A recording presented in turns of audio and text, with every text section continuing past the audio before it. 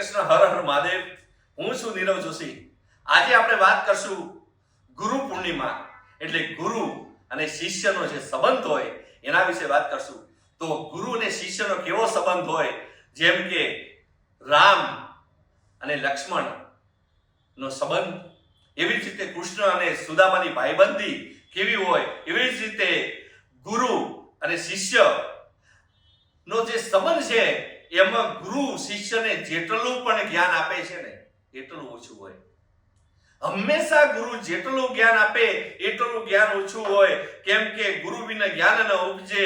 ગુરુ બ્રહ્મા ગુરુ વિષ્ણુ ગુરુદેવો મહેશ્વર ગુરુ સાક્ષાત પરબ્રહ્મા તસ્મૈ શ્રી ગુરુદેવ. એટલે ગુરુ પોતાના શિષ્યને જ્ઞાન આપે છે અને ગુરુ એવો પોતાને ઈચ્છે છે કે જે ગુરુ હોય ને, કે જે સાચા ગુરુ હોય ને, એ હંમેશા એવું ઈચ્છતા હોય છે કે મારો શિષ્ય જે દેશ વિદેશ પરદેશમાં નામ રોશન કરે, એનું મા બાપનું તો નામ રોશન કરે, પણ સાથે સાથે ગુરુનું પણ નામ રોશન કરે.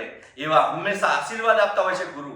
અને ગુરુ પૂર્ણિમા એટલે કે તારીખ 10/7/2025 ના રોજ ગુરુવારના દિવસે ગુરુ પૂર્ણિમા આવી રહે છે.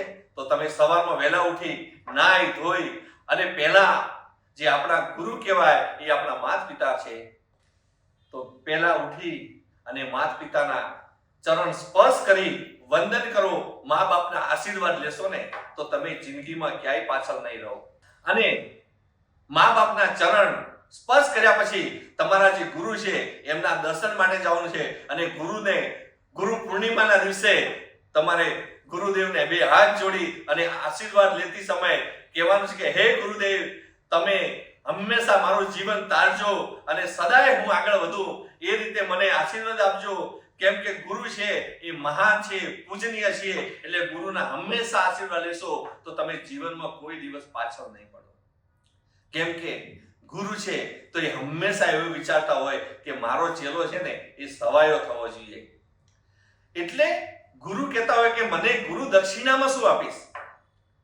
ત્યારે ચેલો બે હાથ જોડી અને સામેથી કહે છે કે હે ગુરુદેવ, તમે જે માંગશો ને હું આપીશ. ત્યારે ગુરુ કહે છે કે મારે દક્ષિણામાં બીજું કંઈ નથી જોઈતું, પણ તું તારું અને તમારા મા બાપનું નામ રોશન કરો, તમારા ગુરુનું નામ રોશન કરો, એ જ મારી ગુરુ દક્ષિણા છે. એવા ગુરુ હંમેશા આશીર્વાદ આપતા હોય છે. અને અમારો આ વિડીયો તમને સારો લાગ્યો હોય તો અમારી ચેનલને લાઈક કરજો, શેર કરજો અને ચેનલને સબસ્ક્રાઇબ કરવાનું ભૂલતા નહીં. હર હર મહાદેવ.